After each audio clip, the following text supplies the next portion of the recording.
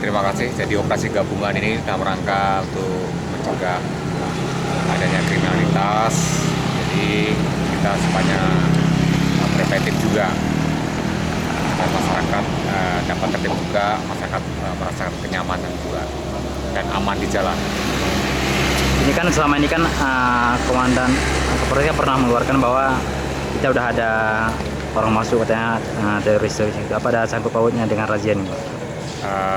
Itu tidak sama sekali ya, namun kita tetap operasi gabungan ini intinya agar masyarakat kita ini merasa nyaman, aman dan tertib. Namun demikian, dengan adanya razia gabungan ini, manakala ditemukan di dalam kendaraan baik itu senjata api maupun senjata tajam yang sangat merisaukan masyarakat, ya tentunya kita melaksanakan penindakan. Ini tadi katanya ada berapa BB yang dapat? Ini tadi kita melakukan penggeledahan terhadap mobil, kita dapati 3 senjata tajam. Jadi senjata tersebut kita sita.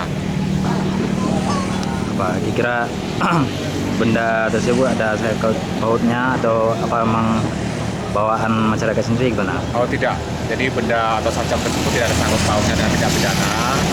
Namun itu barang yang digunakan itu adalah milik masyarakat petani gitu.